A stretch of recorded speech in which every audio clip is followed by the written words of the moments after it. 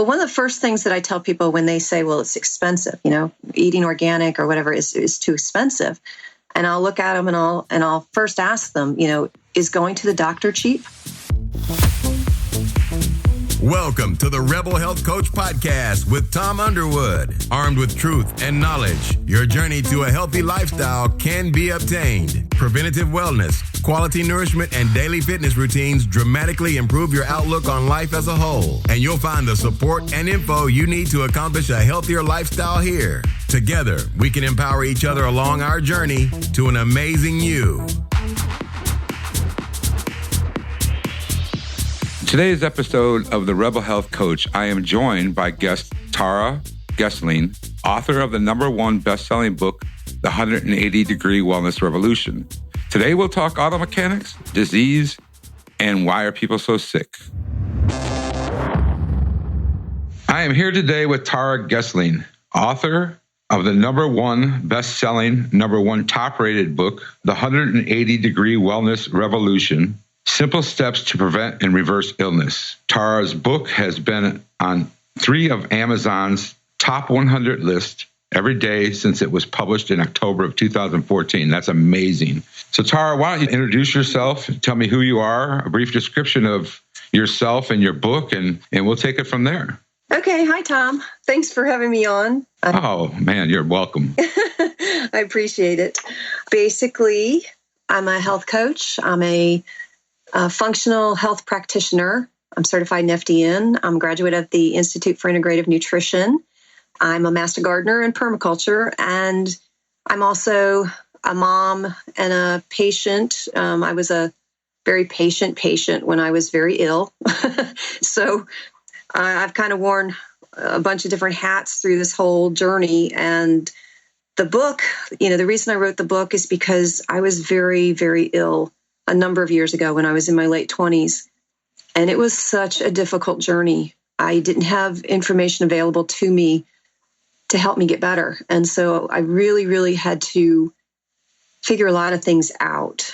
And this was before the internet, before all the, today we have a lot of information, but I almost think it's information overwhelm sometimes. But I had to go back and do a lot of research. And I found research that came from back in the 30s, 20s and 30s, 1920s and 1930s on gut health and things like that. And because it took me so long and it was such a big journey, a difficult, challenging, I guess you could call it, well, it was difficult too, but anyways, it was very challenging.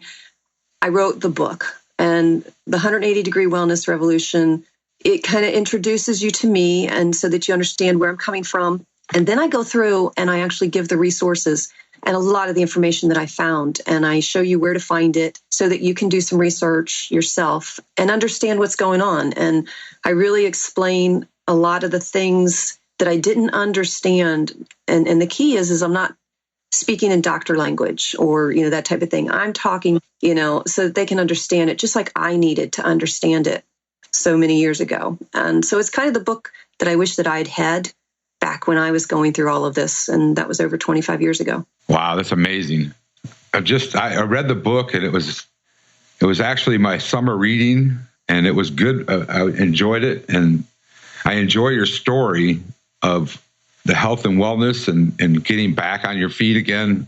Why don't you tell us a little bit about actually what happened and how it started? And then we have some things we have a lot in common about disease and, the gut. So why don't you start and tell us what brought you through to the level of you wanted to become a health coach and help other people? Okay.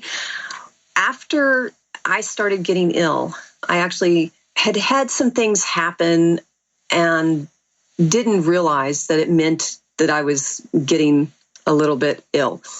It was simple things that we all hear about all the time. Oh, your cholesterol's high, or your blood pressure's, high, or all these little things. And here I was in my early 20s, and I was having high blood pressure and high cholesterol. It was really high.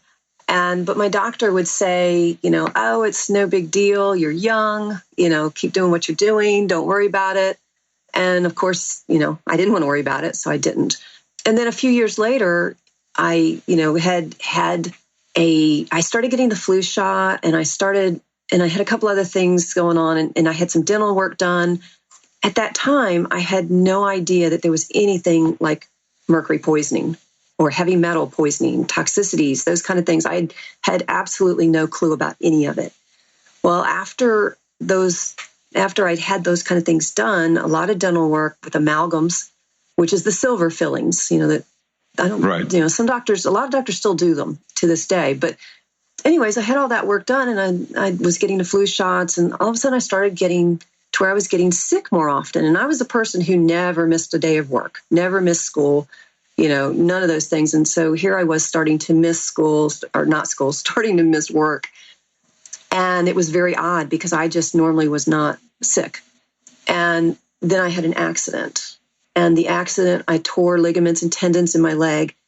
And long story short, months and months went on and it did not heal. It just got worse and worse. Ended up developing into a neuromuscular disease and an autoimmune disease. And it all went downhill after that. And wow. Yeah, and so I talk a little bit about that in the book. And what's crazy is that within 2 years of that, I was in a wheelchair.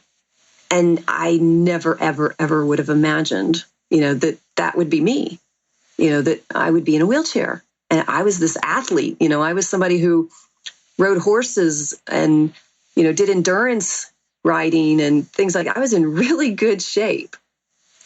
Previous to all of this, I was. Exactly. So it was just, I don't even know the word to describe it. I just never, ever would have thought that could have happened to me.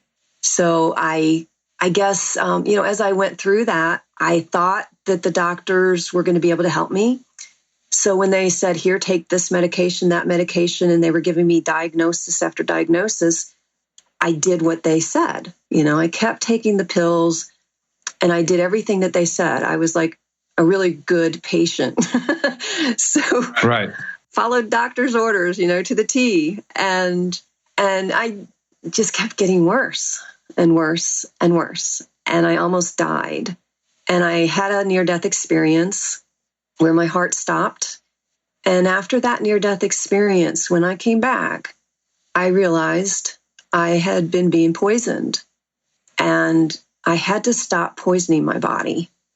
So then I had to kind of realize what steps I needed to take, to stop poisoning my body. And of course, the first one I knew was, I've got to get off of all these medications. And at that point, I was on average, probably 12, 13, maybe 14 different medications in any given day.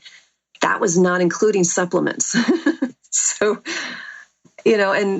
And again, I never thought about the fact that they have no clue about all the interactions of all these medications that they had me on. Yeah, that was something in your book that and I agree, because doctors today, they just write prescriptions and we take them.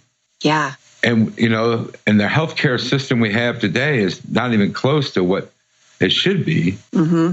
And I, for one, think doctors all should go through some type of functional medicine training. I agree.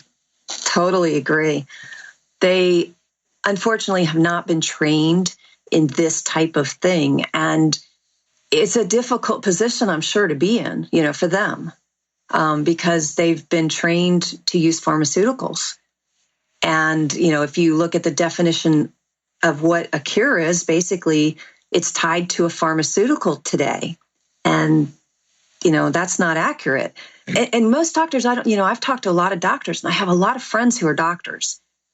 And most of them did not even know that the pharmaceuticals have not been, all these pharmaceuticals had not been tested together. Like example of, the 10, 12, whatever I was taking during a given time, all of those had never been tested together to make sure that there was not going to be any kind of a, negative reaction, whether it's short-term or long-term, because a lot of times the reactions, they're always looking for the immediate reaction.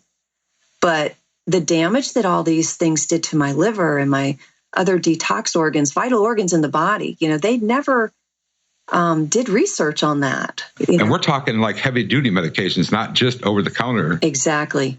You know as well as I do is when we get into even just an over-the-counter antacid, how much that destroys your gut. Right. The gut is our second brain, and we're destroying it with medications and proton pump inhibitors and or medications for antidepressants. And it's because, unfortunately, this research that I found, from the 20s and 30s, well, basically I guess it was kind of like, shoved aside. And it wasn't taught in the medical schools. So they have no clue. And now it's finally coming back. It's finally making a comeback, I guess you could say. And the information is becoming important again. And I think that the gut project that's going on at MIT has probably been a big player in that. So now you're hearing more about gut rebuilding and the importance of the gut microbiome. But it's really, still kind of in its infancy. And there's not a lot of people that understand all of it. But I had to, and I had to learn it, To help yourself get cured. Exactly. I like the part where you said that you went to your doctor and said, I want to get off of these drugs. Yeah. And I want you to help me. Yeah, and he looked at me like, you want to do what? Because, that's his toolbox. It's triage. Yeah. It's triage. Even an aspirin is triage. Mm-hmm. And you said in your book, you talked about, not sure where it was, about things inside of your body warn you about these things before it happens. Right. And a headache is a gift. Right. Acid reflux is a gift telling you something's wrong. Exactly. It's a signal. It's a signal. Yeah. And I know people are going to go, all right, he's going to talk about poop. But even your poop tells you something's wrong in your system. Yes, it does. Yes, it does. And, and I talk about this in the book, too. It's amazing how, when you go to the veterinarian with your dog or, your animals, the first thing they do is they get a specimen of the stool. Exactly. Yet people, they're like, they don't even think twice about that with themselves. No, and your dog will poop and turn around and smell it. Yeah. We'll even look at it and go through it if right. we need to, right? Well, because they're looking to see if it's okay. Exactly. And I mean, we don't do that. We just wipe and, excuse my pun, but this is the Rebel Health Coach podcast, and we just wipe and flush. Right. So, but that stuff is telling you something. So much. And this brings me to a part that I was really intrigued about your background in auto mechanics. Right. I just love the analogy of the auto and the human body. Could you go into that for us, please? Sure. It's, one of the examples that I use a lot with people is if you took your car, say your check engine light was on or your oil light was on, something was on like that, and you have to take it to the mechanic and you say, check this and find out what's going on and fix it. And so he comes back to you or she comes back to you and they say, well, you know what? There is a problem and I'm going to give you this pill and you're going to have to take this pill and you're going to have to open it up and pour it into your oil every day. And that will then thin the viscosity of the oil. And if you thin the viscosity of the oil, now your oil pump won't blow up. And as long as you do that every day, your car will be fine. If they were to tell you that, what would you say to them? I would be like, you're crazy. Yeah, you'd go get another mechanic, wouldn't you? Yeah. Because, okay, so how much are these pills going to cost me every month? $50, $60. Are you really going to do that if it was your car? No. You would go to another mechanic and you would say, find out what is at the root of this. What is causing this problem? And let's fix it. But yet we don't do that. No, we don't. And we don't even question the doctors today. I know. I do. People well, I do too. I didn't used to. No, I didn't either. Yeah. But now it's like, no, I'm not taking that. Right. And that brings us next to dis-ease. Mm-hmm. You have a functional medicine background through FDN, and that's a very good institution. Mm-hmm. And I'm just on the cusp of learning of functional medicine. And one of the things we talk about is disease begins in the gut. Yes. And what we put in our bodies from the time we chew it to the time it comes out is imperative to our health. Right. Enteric nervous system is our second brain. It controls our body. Uh-huh. So tell me a little bit about your dis-ease. You know, one of the quotes I loved is, it's about learning about what we've been doing that doesn't feed and nourish our soul. It's about being really honest within and to allow and promote healing throughout. I love that. Thank you. Thank you. So tell me about your concept of dis-ease and what people should be doing, and what the book, a little bit deep dive into the book for me for a minute. Okay. All right. Well, first, on dis-ease, when we say that, we're saying dis-ease as if it's two words. And I explain that in the book. Basically, we're looking at, people say the word disease and they never think about what that might mean. And it's, when we're healthy, we live in ease, E-A-S-E. And when we're not healthy, then we're living in dis-ease. And so if you go back to, when I was first diagnosed with all these different things, just to give you an idea of some of the things I was diagnosed with, okay, reflex sympathetic dystrophy. And I was late stage. And that is a horrible, horrible neuromuscular disease that affects the autonomic nerve system too. So it's a neurological and a neuromuscular disease combined. Wow. And it's probably one of the worst ones out there, literally. And you're not given any hope at all. And then, I was also diagnosed with chronic pain syndrome, fibromyalgia, hypothyroid, autoimmune hypothyroid, Hashimoto's, which is not supposed to be reversible. It's an autoimmune disease also. I was also diagnosed with autoimmune rheumatoid arthritis, with food sensitivities, adrenal dysfunction. I was actually stage 3. Chronic fatigue, allergy, food sensitivities, I had kidney stones, blood pressure issues, blood sugar issues, IBS. Let me see what else was there. Wow, that's a list. Yeah, liver disease, gallbladder disease, kidney problems, kidney stones, and other kidney issues. It was horrible.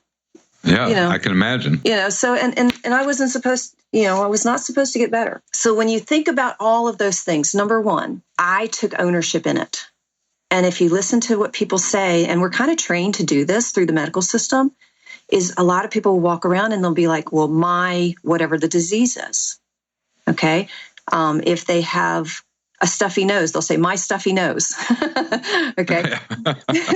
And, same thing with everything else. And it's because we look at it as a part of us. Well, one of the things that I realized was that, number one, all of these diagnoses that I just listed out, they were not me. They were, right. That was a compilation of symptoms that were all given these diagnosis names. And that's all they are. And wow. I had to get past that, because here I was thinking, oh my gosh, I have this and this and this. And I was letting that define me. And so if I was to walk around saying, well, I'm this and I'm that, how am I ever going to let go of it? How am I ever going to reverse it? Exactly. You can't. Because, you can't. Yeah, you got ownership in it. So you've got to realize that that's not you. That disease or bunch of diseases, that whole list, that is not me. Yeah. There's a quote here. It says, one of the hardest and most vital lessons I learned involved not giving my power over to a doctor or anyone else. Right. That's right. And I was so blessed when I had that near-death experience. It changed everything for me. And that was when I came to realize all these things. And, it was the biggest blessing ever for me. And so it took me a long time, though, to actually be able to incorporate all these things in my life. And that's why I always say one step at a time, because it's not an overnight thing. Even when you start realizing and understanding some of these things, actually doing them is a whole nother ballgame, because we've got these habits, these habits that are ingrained in us from childhood. And so it's a one step at a time kind of thing. And first I had to realize those things, because subconsciously, if we don't realize that, then we're going to basically sabotage ourselves along the way, no matter how hard we try. Wow. Yeah, you're right.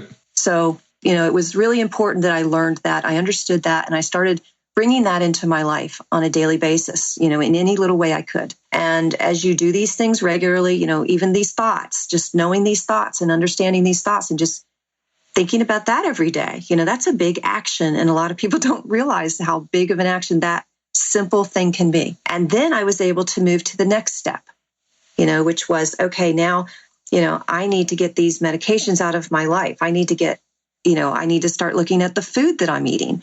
I need to start looking at what's in the food that I'm eating. Where are the toxins in my life?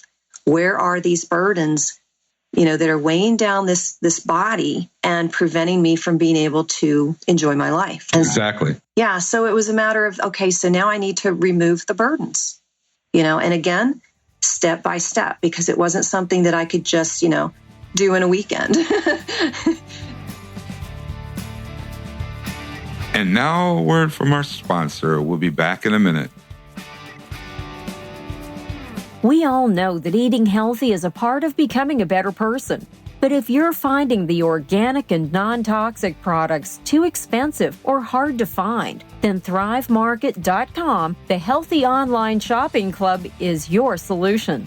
Like the Costco meets Whole Foods for everything healthy online, you'll get the best organic and non-GMO brands up to 50% off retail prices, shipped nationally to your door for free within 2 to 3 days. When you become a member, ThriveMarket.com will donate a free membership to a low-income family, teacher, or veteran, so we can all thrive together. You never have to pay full price for healthy food again. Go to thrivemarket.com/therebelhealthcoach to get your free jar of coconut oil and 15% off your first order. This offer is valued at $18 and available for our listeners only on this special link. So here it is again, thrivemarket.com/therebelhealthcoach. So let's get into the food part now. Okay. You're a big proponent of organic food. Yes. And one of the biggest complaints of people is organic food is expensive. Mm-hmm. And which is kind of starting to change now. I think we're starting to see a little drop in pricing on organic food because it's so demanded now. Right. But tell us about this community support agriculture. Okay. Well, one of the first things that I tell people when they say, well, it's expensive, eating organic or whatever is too expensive. And I'll look at them and I'll first ask them, is going to the doctor cheap? I love that. Because yes. I know for me it wasn't. No, stop the bus. I love that part. Yeah. So that's the first question I ask them. And they it makes them think about it. And just like I had to think about it, because I was there too. I was in that place. And I was that person, I was that person. I used to sit there and say the same thing. Oh, it's too expensive for me to do this. I can't do that because, and I would come up with whatever reason. And what I figured out was that, okay, it's too expensive to not do it. So I might be paying a little more right now to the farmer, but I'm paying a whole lot less to the doctor, or Amen. The hospital. And Can I get a hallelujah on that one? Amen. Yeah. And I feel a lot better too, so I'm enjoying my life. And how much value is that? How much value is that? Yeah. Well, you're happier. You're not, you're reversed everything you had. It's just so true that I saw something the other day about eating healthy. It was about if a food has a commercial, don't eat it. Yeah.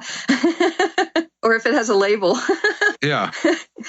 There's some things that we can eat that have labels. Right.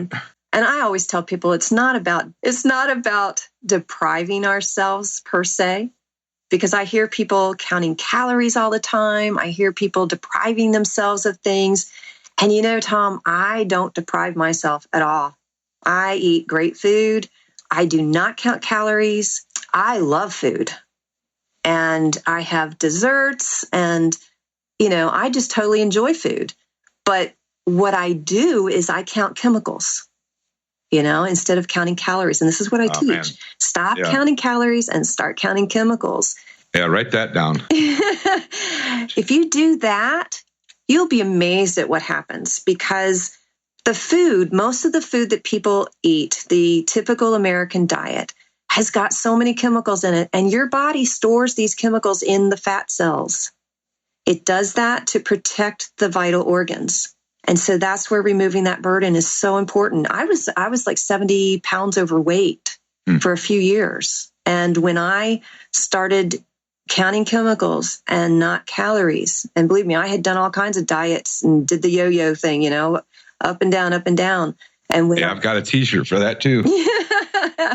And when I finally realized, you know what, I have to get this toxic burden out of my body, and I have to do it slowly and carefully because you don't want to release too much too quickly. But as I released that and as I started doing these things, the weight came off without any effort, and it stayed off, you know, and the blood sugar balanced, everything started balancing. And so, and it, you know, it's amazing at what that can do for you. You know, food, it provides the fuel and the building blocks for every action that our bodies perform, like 24 hours a day, 7 days a week. You know, we're in a constant state of multitasking. Our body is breaking down proteins, converting fat to energy, transporting glucose, building hormones, sending neurochemical messages. What else? Manufacturing vitamins for our cells, filtering toxins, balancing fluids, bringing in oxygen, excreting carbon dioxide, battling invaders. I mean, think about all the things, you know, that all these tasks that are being performed and that we're not really aware of. You know, the whole time this is going on, our bodies are working so hard and we're really unaware of all of that. And we're not really actively participating in, you know, beyond the act of putting food into our mouth and chewing it. So if you think about that, you know, that old saying of you are what you eat really does come home to roost these days. You know, 70 years ago, they didn't have to worry about this stuff.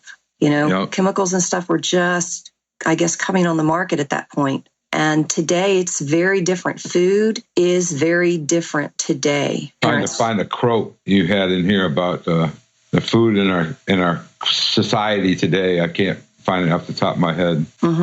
Put stuff in our foods just to make it taste right.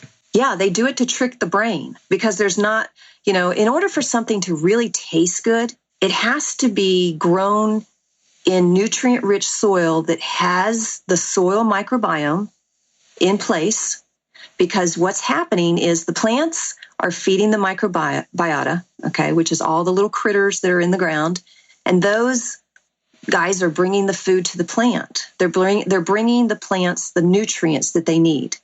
And when that plant can grow that way and it gets all the nutrients it needs, it's a really healthy plant and it tastes absolutely delicious. A lot of the food being produced today is being chemically produced in the farm, you know, on the big mega farms. They're spraying chemicals constantly. And when you do that, you kill all of these in this whole microbiome in the soil. Basically, it's dead.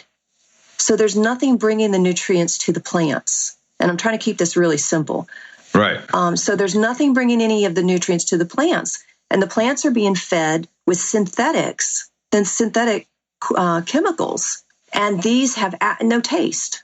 Okay. And then because of that, they're having to spray them to keep the insects off of them. They're having to spray them to keep disease out, you know, if that even works, which I don't think it does. But, you know, so basically you're growing this plant that doesn't have any of the value that same plant may have had 70 or 80 years ago. And we hear about, you know, people saying, oh, well, the soils are depleted, this and that. There's no minerals left. I don't really agree with that. I think that they've killed, you know, the feeding system, basically. They've kind of nuked it. And, exactly. You know, and everything's just kind of bound up. The nutrients are just bound up in the soil and they're not able to be released. So when you restore that system and you bring back that soil microbiome, you know, which is what I do, I teach it all the time. Now you can grow food that actually is healthy, that resists insects and resists disease. And you don't have to spray insecticides or pesticides or any of that kind of stuff. These plants will grow, they'll grow healthy. And when you harvest them and you eat them, they taste really good. So what these big industries are doing is they have to put something in these foods, what they're calling food. They have to put something in there to give it taste because otherwise people won't eat it. So they're using more synthetic chemicals. And people don't realize that, you know, our bodies are not meant to be taking in all these chemicals. And some of these chemicals also will make you crave that food. And these companies have done research on that. And so they have purposely, they're doing that. So, wow. And the research is out there. All you got to do is look for it. Yeah. That brings me to, let's go back to the CSA. Okay. Because this is something new to me also. I just learned about this. So explain to us CSA and where to find your local CSA farm. Okay. A CSA stands for Consumer Supported Agriculture. And there are a lot of CSAs now.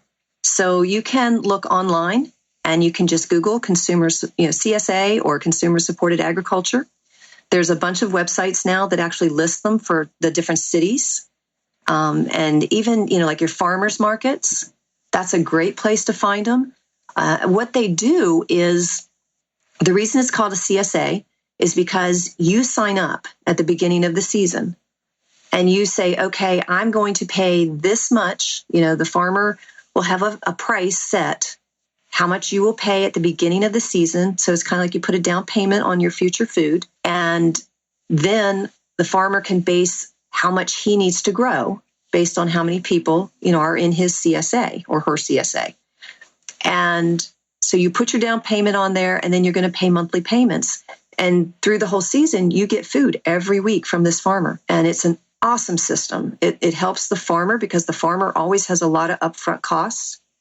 And so this helps the farmer with that upfront cost. And it supports the farmer who is going to then support you. And It's the best way to get, some of your best food today, because a lot of these farmers in my area, I've worked with many of them and taught them how to bring back this soil microbiota that I was talking about. And so a lot of the CSAs, they're doing what is called biological growing. And that when you see somebody that says or advertises that they're growing biologically, organically or beyond organic, using biological, no pesticides, that type of thing, that's the food you want to get. Yeah, that's amazing. Mm-hmm. You can also go to the farmer's market and not have to be in a CSA. Right. But not here in Atlanta, or in parts of Atlanta, I should say, there's a couple of good farmers markets here, quite a few. But some of these farmer markets are only during the summer. And I talked to one person from a CSA here in Old Milton, or the Milton area where I live. You buy like a 12-week share for $400. So you get 12 weeks of organic crops. Once a week, you go pick up your crop. That's a lot. To me, that's a lot easier than scheduling time to go to the farmer's market on Saturday morning. So, right. But we also have the DeKalb Farmers Market, which is huge, and we have the Buford Highway Farmers Market, which is huge. And those are open all the time. That's great. But let's go to. I want to touch base on maximize, minimize, and prioritize, and also where people can find your book and where they can find you online. So let's start with maximize, minimize, and prioritize. Well, basically, those are the things that I try to teach people as far as to lessen overwhelm and make your journey easier. And maximize, you're going to maximize your efforts. You're going to maximize your time. You're going to utilize coaching, utilize mentoring, utilize things that will help you. Because, for me, the whole thing I'm still learning. And, for me, it's still a maintenance thing. And the journey's never over, until we leave here. And so maximizing what you do, your efforts, that type of thing, it's really all about streamlining. It's about learning, understanding, and then committing. Yep. I think is a good word for it. Committing, yep. Yeah, you have to put all feet in. Both those feet need to be in. And when you do that, you'll be amazed at what comes of it and how quickly you can move forward. And so, that's maximizing. Really, really, you got to put both feet in. Minimizing, well, we don't need to be running around in circles. So, that's what I did with the book. I tried to set that book up with all the resources, all the information so that people could maximize, minimize, and then prioritize. So minimizing the effort, the amount of time that you have to put forth in looking for resources, in trying to figure things out. Again, I always tell people a good coach is worth every penny that you pay. Look at all the money that you pay out to professionals that have not helped get you where you need to go. When you find one that can help you, realize that you're not just paying the hourly wage. You're paying for their experience, for all of their years of experience, for how much they're going to be able to lessen your load, how they're going to be able to help you learn from their lessons. So they're going to save you a lot of time, and they're going to minimize your efforts in a huge way. So value that. Exactly. That. Prioritize. We all have to learn to prioritize. And in this world that we're in today, it is so easy, to have so many things going on. It's hard to stay focused. And especially if you're ill. I know when I was dealing with foggy brain and all these things, and especially when I was on medications, my brain did not function well. And so prioritizing anything was difficult for me at that time, and focusing on anything was very difficult. So I had to come up with a system. I did a file system basically, so that when I couldn't remember all this stuff that I had spent hours and days and weeks on, learning, when I couldn't remember it or recall certain things, I knew I could go to this file system and I could find it. So again, prioritizing is, okay, so wherever you're at in your journey, whether you're in a situation with like what I was, or you're in a situation where you're kind of halfway there, you just feel like crap all the time, and you've got some things going on, but you're functioning, for the most part. Or if you're in a position where you want to prevent this kind of stuff. Well, whatever your situation is, you need to realize, what your priorities are. And I think the biggest thing that we have to prioritize is ourself. I grew up thinking that was selfish, that, you don't prioritize yourself over other people. And I know a lot of women are raised that way. You're taught to, you got to prioritize your family, you got to prioritize everybody else. And then if there's anything left over, then you can give it to yourself. And that is so wrong. We cannot help other people if we're not there. If we're not able to function well, then how are we going to help other people? How are we going to be there for our family? Are we going to be yelling at our kids? Are we going to be in bad moods all the time? Well, that's not good. So we got to prioritize ourselves. We have to prioritize our health. And again, 70, 80 years ago, that might have been something that people didn't have to think so much about. But today, we're in a situation where we live in this environmentally strange world. Exactly. I mean, we live in a strange world, and it's sad that the food industry is, and also the physician industry. Yeah. Our healthcare system is broken. A lot of us, I know myself, just take the RX, go get it filled, and take the pill, and you feel fine. But you don't realize what it's doing inside, so it's too late. Yeah. So Tara, there's a reason this book has been on 3 of Amazon's top 100 list every day since it was published in October of 2014. Where can people find this book, The 180-Degree Wellness Revolution? It's available on Amazon.com.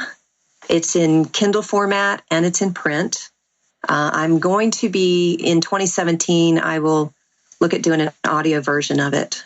But it's also I enabled the Kindle to be able to read it to you. So if anyone, needs that. Oh, that's awesome. Yeah. Yeah. So you can have it read to you on the Kindle. So it's available on Amazon. I guess that's probably the most available. I think it's on Barnes & Noble. It's on a bunch of other ones too, but Amazon's that's probably the easiest place most people get it from. And tell me where they can find you.